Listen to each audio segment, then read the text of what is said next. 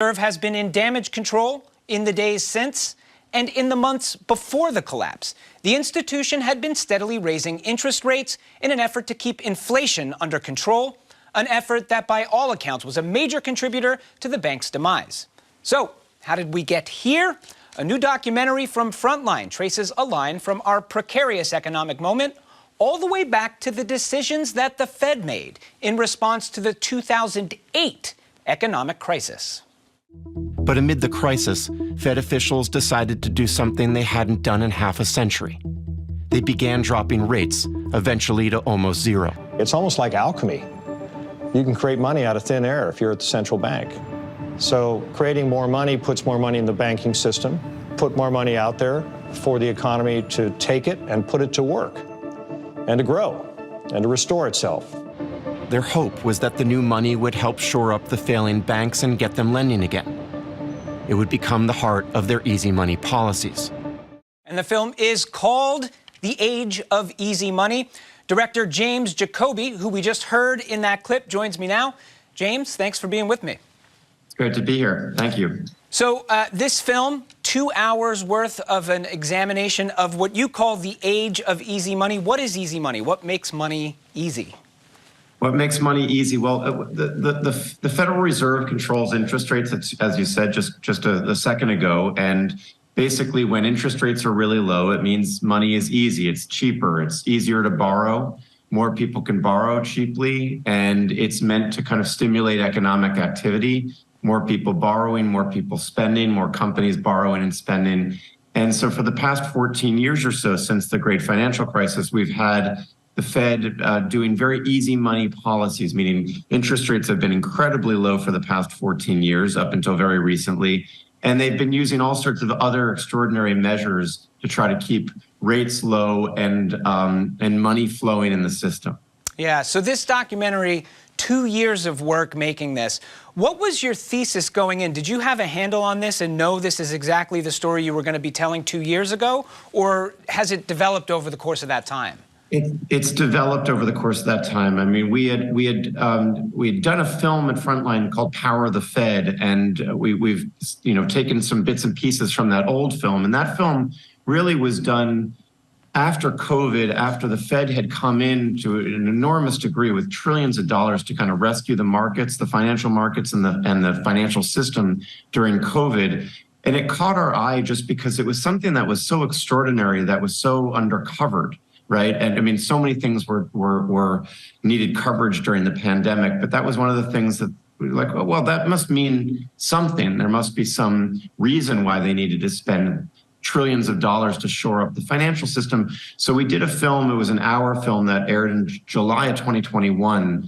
And it was sort of our initial look at things. But then what has happened since has been extraordinary, because that film looked at, the easy money experiment. And we were still in kind of a boom time then. But then, of course, we've had inflation. The Fed has had to raise rates. And so we really now have a full narrative arc of this 14 years and this extraordinary economic experiment they've been running.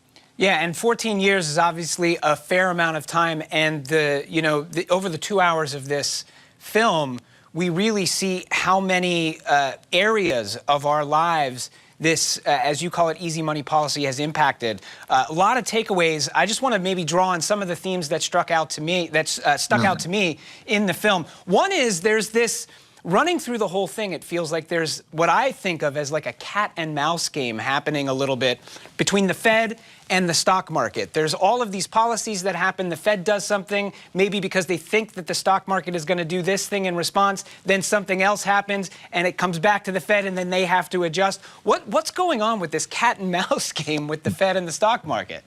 That's a very good way of putting it, as a cat and mouse game. I mean, basically what happens is all this kind of easy money, this flood of money into the system and low rates, really has stimulated the stock market. The stock market and the bond market and all markets love it. Asset prices have been going up and up and up for the past 14 years, up until recently. And what happened was, these were initially extraordinary measures that were taken, almost emergency measures that were taken in the wake of the 2008 crisis to shore up the banking system and to sort of stop stop a stock market crash in the making at that point in time and avert a catastrophe. Well, of course, you do this emergency measure once, it works really well, the markets become addicted. And the kind of the cat and mouse game is that the Fed has actually over the years tried to pull back on these policies, raise rates a little bit, pull away all these extraordinary measures. And the markets throw what's called a tantrum. It's called a taper tantrum. They've done it a few times over the course of these 14 years. We document a couple of those times in this film. And it really speaks to this kind of addiction that our financial markets have and just our broader economy to these very easy money policies. Of course, over the last 14 plus years, we've seen an increase in income inequality. That's something that you address in the film. At one point, you visit a food bank in Phoenix. And interestingly, at this point, you talk about the easy money policy, and now you're saying they started to raise interest rates because there's this inflation problem that has happened now. And it's the inflation problem, it seems like, in Phoenix that's really causing much more of an issue than even COVID did in terms of the numbers they're seeing, people who are income challenged, who are using this food back in Phoenix. And yet, at the same time, through the course of this film, you say easy money. I hear these economists saying things like, there's just too much money out there. There's so much money sloshing around. And so there's this disconnect between this idea that there's all of this money, and yet we have this income inequality. What the heck is going on? Well, one of the main unintended consequences here is a lot of these policies were well-intended. They were intended to really try to stimulate economic growth, try to grow to get wages up for middle and lower income level Americans. And what we've seen instead, however, is that we have this widening gap between the financial economy and the real economy. And that disparity is something that we were very keen to kind of point out over and over, because in these years where Wall Street has gone gangbusters thanks to these policies, and we've seen asset prices, stock market, the housing market, anyone who owns assets has seen their wealth soar as a result of these policies.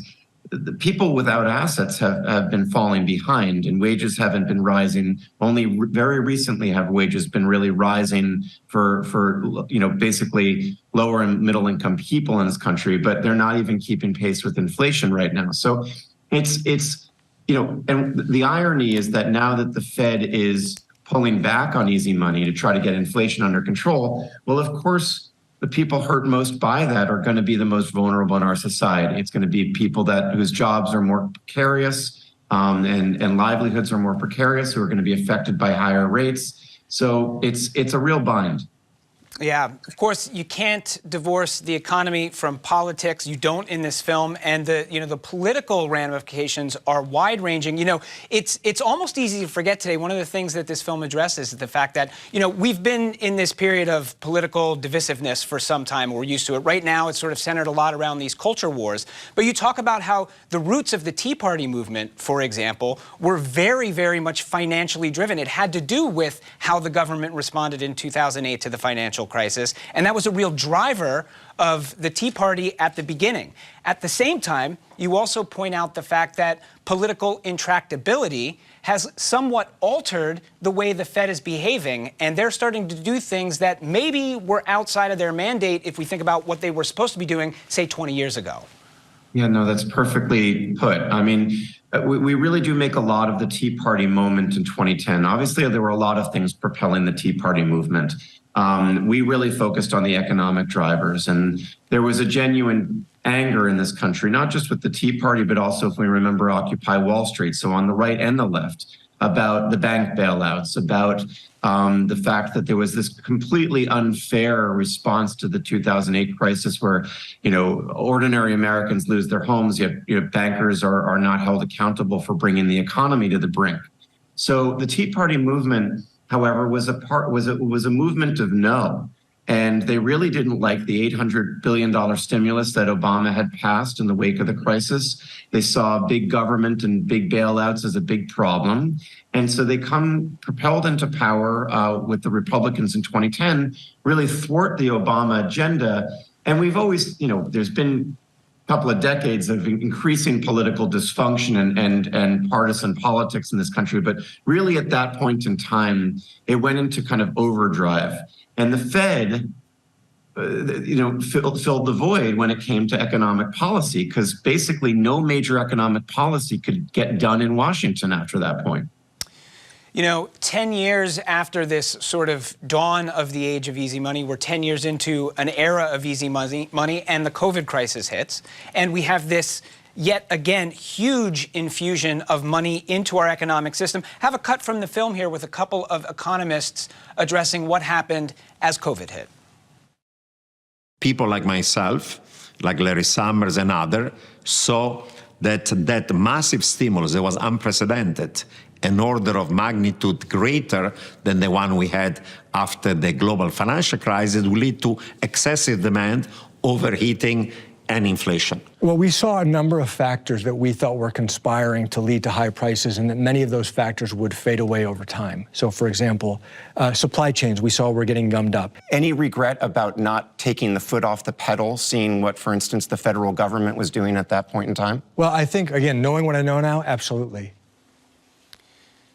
Interesting stuff. I mean, like, how do you get your head around this? Yeah, well, what happened was there was an extraordinary response by both the Fed and the federal government to the pandemic. And the Trump administration did the CARES Act. That was the largest economic stimulus bill in U.S. history. And $2.2 trillion of aid for Americans that were, obviously our economy was put into a coma and they had to do something. Meantime, the Fed was doing trillions of dollars of stimulus into the banking system, quantitative easing, this tool that they use to try to keep rates down and keep money flowing. So there was all this money going out there. And then Biden comes in, does more stimulus. And we all remember it, but there were supply chain problems. There were, all sorts of things and weird things in the economy as a result of the pandemic. And so you had all of this money flowing into the system, creating economic demand, which is good. However, you have all sorts of supply problems, and the sort of economics 101 is too much money chasing too few goods or services. You get price hikes, you get inflation. And we got inflation. And so those exchanges, Nouriel Roubini was one of the economists out there with Larry Summers from Harvard, basically saying, look, we've got to pay attention to this because inflation may be a problem. It hasn't been a problem since the 70s or early 80s, but may be a problem again. And the Fed was caught a bit flat-footed about it. They thought at first it would be what they called transitory. They thought that it was just sort of a temporary blip. But it very quickly proved not to be, and they were late in the game in taking their foot off the pedal. And of course, that leads us to today. Inflation obviously happening for those of us on the ground, but a major contributor to another banking crisis that we're dealing with. Your film ends, I don't want to say, it's not a cliffhanger, but it's a somewhat ominous note. Like, the film is definitely more Empire Strikes Back than it is the original Star Wars, right? There's this feeling, this looming, something could happen because we have to change, or we're in the beginnings of changing the way we do things. And is it fair to say that, you were fairly prescient a little bit to, because here we are last week with serious banking things happening? Yeah, it was a little bit wild, I have to say. I mean, we did, there's a sort of physics to this, right? I mean, the fact of the matter is, interest rates, we don't often think about it, and it's not something I think about in my daily life. Bankers think about it and whatnot. They're the gravity in the financial and economic system. It's the most important thing. It's the price of borrowing. It's the price of money. And if interest rates had been kept at a very low rate for 14 years, and an economic system kind of calibrates to that in a financial system, of course there's going to be a massive effect when you pull back on that and you hike rates. And so we didn't know the timing of it, but we knew that there would be ripple effects and lag effects from that. And it just happened that, 3-4 days before the film was set to air, we had a locked cut. We had to reopen it because guess what? I mean, a bank collapses because it hadn't managed its interest rate risks. And so then the Fed steps in, even though they said the bar would be very high for stepping in such a crisis, and they stepped in. And so, we were on the news with something that we'd worked 2 years on. We didn't know what the timing, of course, but it was a matter of time. And as you said about the sort of cliffhanger aspect of this, unfortunately, we are sort of in the early innings of this. You know, when the Fed raises rates, these are very blunt instruments. It takes time to cycle through the system. You know, I think that there's more disruption to come. I don't think we're necessarily in a crisis, but I think that we have to really watch this very carefully. And the Fed and certainly the Treasury Department, the administration, they're all doing that. The documentary from Frontline is The Age of Easy Money. James Jacoby, thanks for being with us. Thank you so much. And you can find the film online now at pbs.org/frontline. Black History Month is behind us, or is it? It might be 28 short days in February for some, but for local YouTuber Jazz Dottin and her thousands of subscribers, every month is Black History Month. The self-declared hobby historian takes her viewers on tours of landmarks across the state, sharing well and lesser-known stories of Black historical figures in Massachusetts on her YouTube page, Black Gems Unearthed. Today, I'm back in the North End, but this time hanging out with Paul Revere. And today, my sweet tooth has brought me back up to the North Shore to Marblehead. Isn't it beautiful out here? I came out here to follow the footsteps of Quock Walker. Have you heard of him? And those who have spent just a short period of time in the state have really left their mark here and beyond as activists, as artists, as educators, as innovators, and more. And Jazz Dotson joins me now. Welcome, Jazz. Thanks for being here. Thanks for having me. So, self-described hobby historian. What is a hobby historian? What does that mean? No formal training. I just enjoy reading books, learning about people, their history, their culture. So that's why I always have my sources, so you can fact check. Yeah. So how did this project get started? This is a few years that you've been doing this now. What was the beginnings of this endeavor? Yeah, in 2020, I had a lot of time on my hands, and I thought that people would like to learn more Black history, seeing how George Floyd was murdered, and people were trying to get a grasp on the injustice and what was happening. And since I've been learning Black history since I moved back home to Massachusetts in 2014, I had a lot of resources. So I decided just to take my smartphone, go outside, and film what I know. All right. Where do you find these subjects to talk about? Where do you find these, gems to unearth? Is it just a lot of like reading? Is it actively searching for stuff? How do you find your subjects? I think I first started with a book about Black history around Massachusetts by Rosalind Dolores Elder. Her book was amazing. Just so many different people mentioned throughout the state of Massachusetts. So I started with that book, found people that were interesting, looked to see what I could find in the Massachusetts Historical Society, and kind of looked to see where else their stories were in PDFs I found online and going to the library. Yeah. And once you sort of come across a person or a story or an event that kind of catches your eye, what happens then? Oh, I go down a rabbit hole. I go deep in the internet. I respect that so much. Yeah. And what's that? For you, give me an example of a rabbit hole. Like, what are you doing? You're searching, scouring the internet. You're going to libraries. What is it? What does a rabbit hole look like? Yeah, the rabbit hole starts with finding a person's name, just going on Wikipedia and going down to the sources at the bottom to see where did those links lead. And then I might look at the local historical society in that town, because they usually have a plethora of information. And then I've gone on to like the Massachusetts, like the state website, and looked through their information on house records in order to see how I could trace back to where that person once lived or spent time, so I could stand right there and be rooted in the history. Yeah. And so do you ever find it a challenge to get enough information about something that has caught your eye, and you're like, oh, I really want to tell this story, but oof, there's not enough there?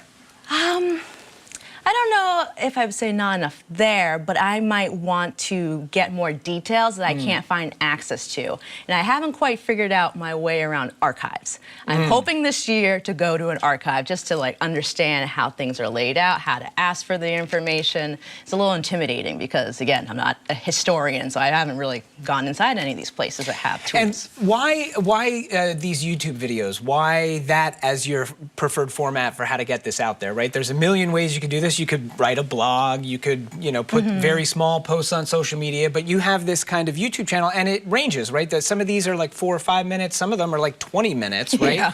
So why that as your preferred method of sharing these things that you're learning?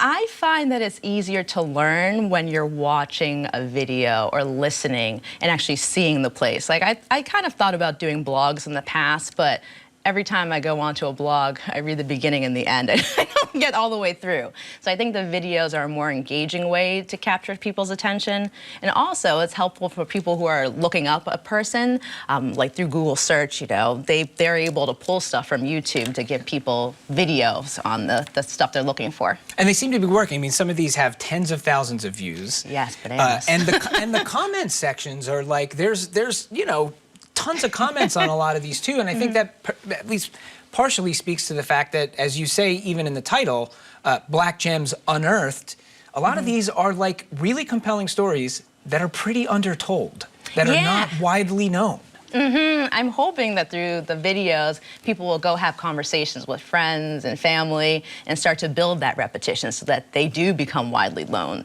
I just think I would like to drop the unearthed and just be black gems, like just let them be known. All right, well, let's talk about some of the black gems that you've taken on. Prince Hall, an American patriot, an abolitionist, you know, a founder of Black Freemasonry. Tell us about him. Yeah, I think a lot of people know about the Freemasons and about Prince Hall Freemasonry, but they didn't necessarily know about the person. So finding out that he was from Massachusetts and founded Freemasonry right here in Boston, right at the same time as the country was going into the American Revolution, I just thought, okay, we need to make this into a video, and I'm going to show the places where this man, who was a leather worker, actually protested and got his brothers to sign petitions to end slavery, to end the kidnapping of Africans and African Americans, and also to get schools, so like an education paid for within Boston for black children. So I thought it was really important for people to understand more about the man behind the organization.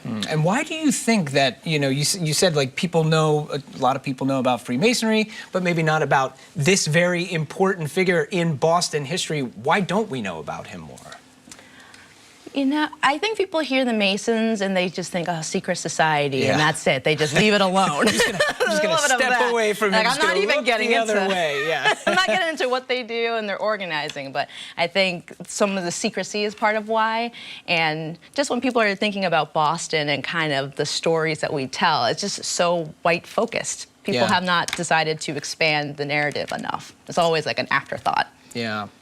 Another black gem, Kitty Knox. Tell me about Kitty Knox. Kitty Knox is my favorite. I'm such a fan. Why? So I'm a cyclist. I ride a bicycle around Boston, Cambridge, and actually I lived in Cambridge for several years with my grandmother. So I found it amazing to learn that this black or biracial woman lived in Cambridge, rode the same route that I would take from Cambridge to Boston every day, and that she broke the color barrier when she was in the League of American Wheelmen and actually went to their annual meet in, I think it was 1895 or something like that. And she showed up with a bike that had a drop bar, which was unusual for women to be riding. And so just hearing how she kind of blazed her own trail and was in the same area as me, I had to tell the story. Yeah. And where did you come across that? Was that in this book that you were talking about? No, this one was in the Boston Cycling Craze book by Larry Finnison, who I found his contact information and was like, hey, Larry, you want to be in my video? He joined me. Yes, along with another gentleman. So do you do a fair amount of like reaching out to other sources, people who have like written about these subjects or what have you, and invite them to be a part of it? I do here and there. Yeah. I don't usually want to take away people's time, but like I'll send an email, see if they respond within a month, and I'm like, all right, let's go. All right, one more. Let's talk about Joseph and Lucretia Brown, another one of your videos. Tell me about them. Yes, up in Marblehead, I found it amazing that there was a black couple that owned and operated their own tavern. Joseph was a Revolutionary War veteran, and Lucretia was a woman that was born free. And the two of them had this tavern that was up on the Gingerbread Hill, where they entertained people and provided them with delicious food, including a cookie that Lucretia created called the Joe Frogger, after her husband, that's made with molasses and rum and spices that people could smell from far away. I love food, so I had to talk about this. I love cookies.